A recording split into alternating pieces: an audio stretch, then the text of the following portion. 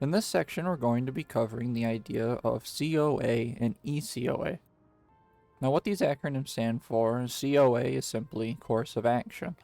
ECOA is, of course, enemy course of action. When we look at the ideas of courses of action, it's simply just plans or avenues that we're going to be looking at. For example, one course of action while looking on this map is something along the lines of, if I had artillery, I would want to secure this hill to be able to bombard longer and more open fields of view. Because as you can see, if we were, down here, for example, our artillery is going to be hitting nothing but buildings. Going back to the idea of blunders, putting our artillery back here just to shoot nothing, or waiting for the enemy to come all the way over here, although it's the AI and it probably will do that. If it's a real player, that's, a big gambit that's not really worth taking.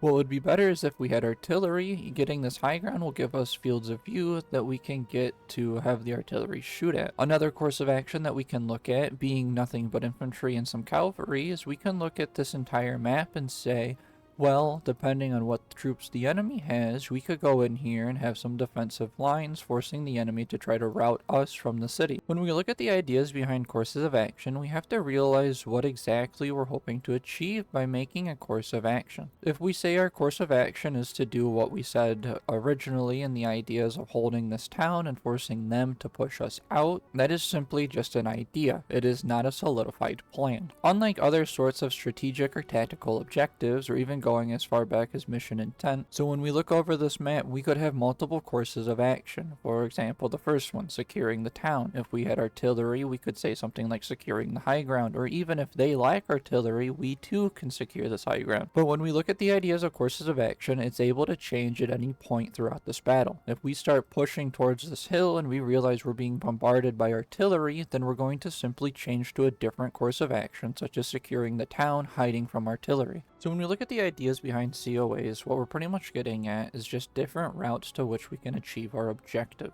And we need to remember, as we develop our COAs, and especially once we, conduct the operation and use the chosen COA of our choice, and we need to remember that as we choose our COA, and especially as we go into the battle in which new information is given to us, we need to keep in mind the fact that these COAs are not the way to achieve our objective. These are simply a way to achieve our objective. One way to look at it is, as we commit to COAs, the enemy does have a vote in what our COA does. This of course leads to the next idea that we're going to go into, which is of course ECOA, or the enemy's course of action. Pretty much, as we look at the ECOA, or the enemy course of action, is we're going to look at our own courses of action. So for example, securing this town, forcing them to push us out, trying to secure this high ground, and so on and so on. And we pretty much flip it on its head, move our camera over here, not necessarily our camera, but our thinking cap, we move it over to this position on their side of the battlefield, and we start thinking, if we were the enemy, and I had to fight myself, and I tried to go for this hill, or if I tried to secure this town, what would I do to try to beat them to it, or try to defeat them in the plan that they have?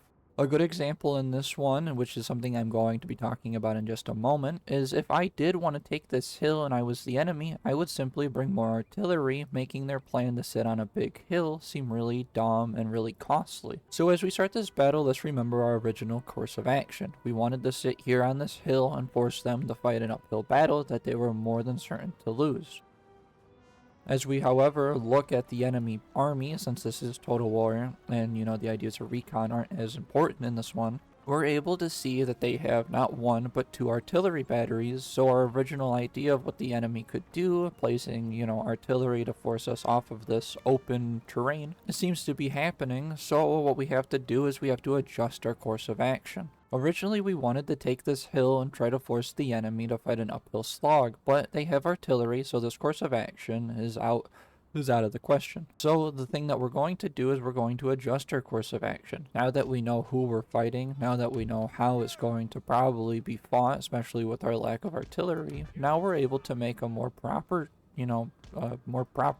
course of action to fight against the enemy of which we are actually facing instead of just what we thought we were going to face. Now, Total War is both a good and a bad example for this. For example, Company of Heroes, when you go to that one, the first 12 minutes is always going to look relatively the same no matter who you fight against. But as we look at other games such as Steel Division, War Game, even Regiments, you will already have a brief understanding of who you're fighting. For example, Steel Division, Warno, War Game, you always get to see the nation that you're fighting. In Warno and Steel Division specifically, it shows you what division you're fighting. In Regiments, you always get an idea of the enemy regiment that you're fighting as well. So in those examples, you're not necessarily having to go on the field and waiting until the battle starts before, you get to decide what you're going to do. As we switch to another Napoleonic era type game, Scourge of War, we can see the same ideas of courses of action and enemy courses of action. When we open up our map, we can see where we're supposed to attack, where we're starting, and that's, we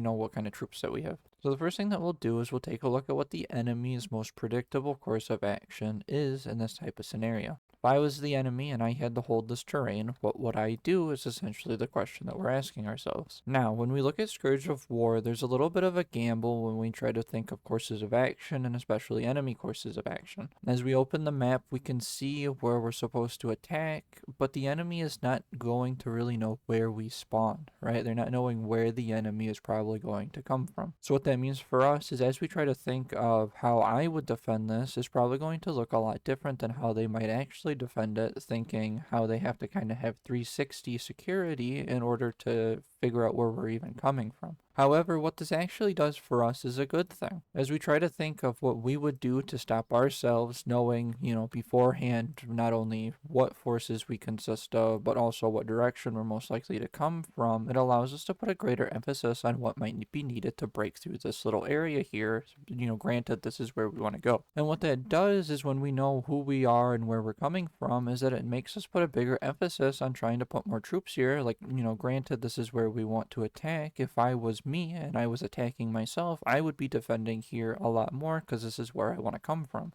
That's why when we look at this idea of enemy courses of action, there is a lot more to do with just simple reconnaissance, right? Because a lot of the ideas of the COA that we want to make, and it's why we make multiple COA. A good example of this is the idea of, I believe, CCIR, Commander Critical Information Requirements. This is an acronym that we're going to be talking about in a later episode when we talk about reconnaissance, but it doesn't hurt to try to talk a little bit about it now. When we talk about making a course of action for our battle and our assault here, the first thing that we need to know is just simply where is the enemy and who is the enemy. Once we understand that, and once we understand who we're fighting and where we're going to be fighting most likely, then we can make better COAs that kind of dictate more on the actual, what is real instead of what is imagined. And that's why when we think about what kind of course of action we want to take, it's easy to sit here in the woods, have a picnic, twiddle our thumbs, and draw pictures on the map all day. But until we actually know who we're fighting, where they're fighting, and where the most probable area to, that we're going to have an engagement at, until we know that kind of critical information, we can't really make a good course of action. As I said, we can make hypotheticals all day, but until we actually know and until we actually understand the enemy position, all of them are just going to be worthless, because the chances that it actually goes the way that we predicted in our mind is going to be very slim. That's why in some of these larger scale war games where we're not controlling, platoons of men, but rather, 18,000 men under the Third Corps, it's easier to try to make starting courses of action that are all reconnaissance related. Something as simple as trying to get our main forces to go over here, which is like a little hill, and then we can get our cavalry to kind of go across this bridge here just to try to figure out who we're fighting, the disposition of the troops that we're fighting against, and especially what we expect to actually encounter. So our first course of action might be purely reconnaissance based, trying to figure out who we're fighting and where we're most likely going to fight, and then we can start sitting down and twiddle our thumbs, at least in a more productive manner, making actual courses of action of actual enemies that we are going to be fighting on the battlefield and actual locations of where we'll probably see, some sort of contact or engagement between our two forces.